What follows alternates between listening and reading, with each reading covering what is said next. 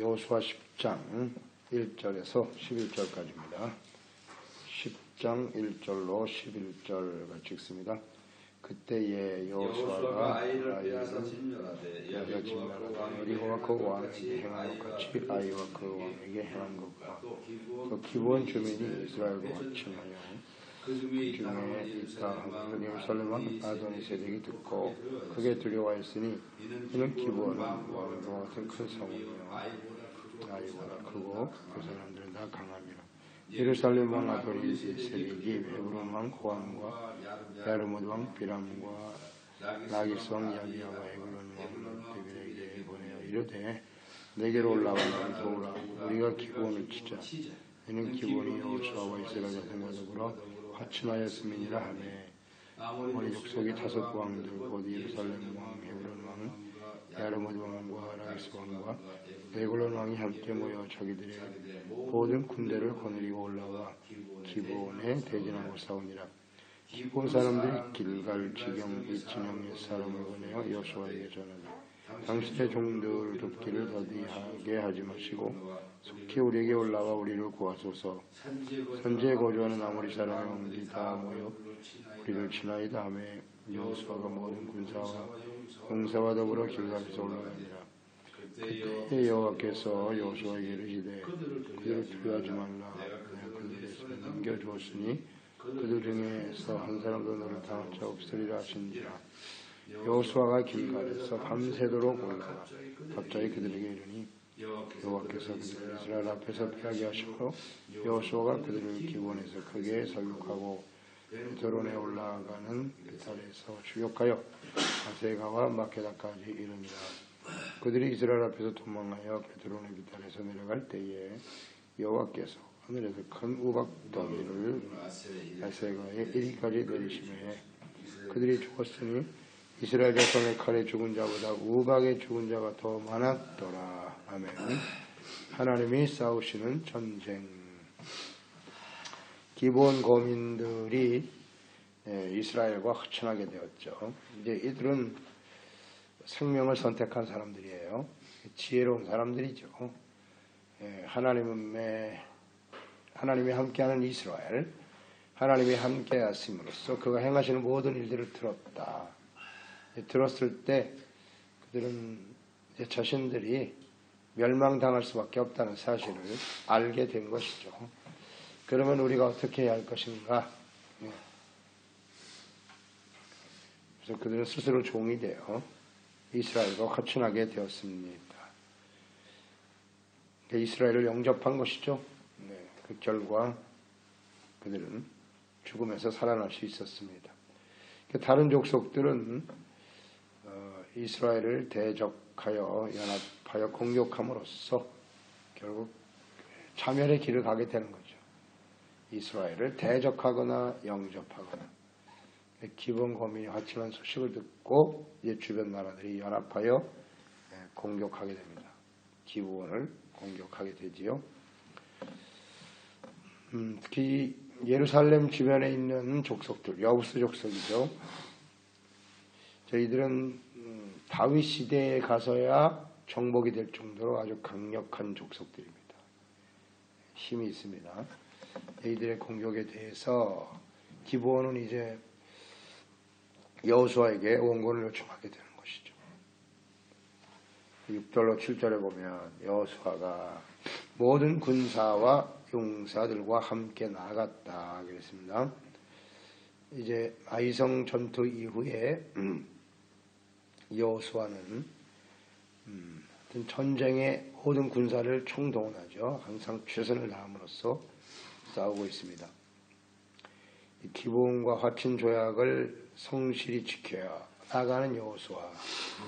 약속을 했으니까 자신들이 지켜야 된다라고 하는 분명한 생각을 가지고 있었고, 이것은 하나님의 이름으로 맹약했기 때문이죠. 약속을 했기 때문에 순종해야 되는 것이고, 또 중요한 것은 그들이 연합군을 형성하여 공격해오는 것이기 때문에 어차피 그들과 한번 싸워야 됩니다. 싸워야 되는데 피할 수 없는 싸움이기 때문에 임하는 것을 볼 수 있습니다. 이들이 이렇게 연합하여 공격을 한다는 것은 한 번에 그들을 물리칠 수 있는 좋은 기회가 되기도 하죠. 그래서 8절에 보면 여호수아가 전 군대를 동원하여 기브온을 구하기 위해서 나선 것은 하나님의 말씀이 주어졌기 때문입니다. 스스로 판단하는 것이 아니죠. 그래서 8절에 보면 여호와께서 여호수아에게 이르시되 그들을 두려워하지 말아라 그랬어요. 내가 그들을 내 손에 넘겨 주었으니 그들 중에서 한 사람도 너를 당할 자가 없으리라 하신지라. 하나님의 말씀이 임한 거죠. 여호수아는 아이성 싸움에서 실패 이후에 언제든지 하나님께 묻습니다. 하나님, 기도했겠죠. 저들이 공격을 받을 때 우리가 어떻게 대처해야 합니까? 두려워하지 말아라 그랬습니다. 내 손에 넘겨줄 것이다. 한 사람도 너를 당할 자가 없다 그랬으니까 전멸시킬 것을 주님 말씀하셨네요. 그래서 그는 지체하지 않습니다. 즉시 일어나서 밤새도록 달려 싸움에 나가는 것이죠. 하나님의 말씀을 붙들고 나아가는 여호수아와 이스라엘 군대들, 이렇게 즉시 순종하며 나갈 때 이 하나님께서 함께 하시고 승리하게 하셨더라. 기브온과의 싸움, 여호수아 입장에서는 말이죠. 어떻게 생각하면 굳이 싸움에 개입하지 않아도 되지 않을까 하는 생각을 해요. 기브온과 화친 조약을 맺었으나 그들이 속인 것이고 그들 역시 시위족 속이기 때문에 다른 주변 나라들이 그들을 쳐서 멸절시켜 준다면 오히려 좀 더 편하지 않을까 하는 생각도 하게 돼요. 자기들이 굳이 나가서 싸워줄 정도로 그런 입장은 아니지 않을까 하는 생각을 하게 되지 않습니까? 인간적으로 볼 때는. 다른 사람들이 멸절하고 자기들은 약속을 맺었기 때문에 죽일 수는 없지만 다른 족속들과 싸워서 전쟁에 패한다면 거기에 대한 책임은 없지 않을까 하는 생각도 하게 돼요. 하지만 하나님께서 허락하신 전쟁이기 때문에 참여하는 것입니다. 하나님이 나가 싸워라 하는 말씀 붙들고 나가는 것이죠.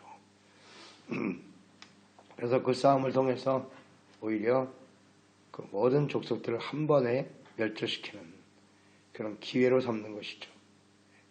이것이 하나님의 뜻임을 확신하고 나아가게 되는 것입니다. 그래서 이 가나안 정복 싸움은 철저하게 이렇게 인간적인 계산이나 능력으로 되는 것이 아니고 하나님의 명령과 뜻에 의해서 진행된다는 사실을 우리는 생각하게 되지요. 그럴 때 하나님께서 승리하게 만들어 주시는 것입니다. 그래서 10절로 11절에 보면 하나님께서 친히 싸워주심으로써 승리하는 모습을 볼 수가 있습니다. 그래서 여호와께서 10절에 그들을 이스라엘 앞에서 패하게 하셨다. 그러니까 여호와께서 하시는 일이란 말이에요. 하나님이 이스라엘 앞에서 패하여 승리하게 하셨다. 그래서 여호수아가 그들을 기브온에서 크게 살육하고 그랬어요. 베트론에 올라가는 비탈에서 추격하여 아세가와 마케다까지 이르렀다. 그러니까 여호와께서 패하게 하셨다라는 말씀, 하나님이 싸우시는 전쟁이 돼 그들을 물리치는 여호수아가 하나님의 말씀에 순종하여 하나님의 말씀을 선포하고 증거하는 이런 과정. 그러니까 하나님이 싸우시는 전쟁이고, 하지만 또 여호수아는 할 일이 있다. 그들이 나가서 담대함으로 싸울 때 승리하게 되는 것이다. 그래서 이 전쟁의 명분은 분명하죠. 하나님의 나라를 이루기 위한, 또 하나님의 약속이 성취되는 전쟁이죠. 가나안에 이루어질 하나님의 나라, 여기에 초점을 맞춘 그런 전쟁입니다. 그렇기 때문에 하나님이 함께 하시도록, 하나님이 함께 하셔야 이기는 싸움이고요. 하나님 하나님께 대한 믿음이죠. 순종, 그다음 성결, 거룩함, 이것만 잘 우리가 유지할 수 있다면 우리가 담대하게 나아가 싸울 수 있다는 거예요.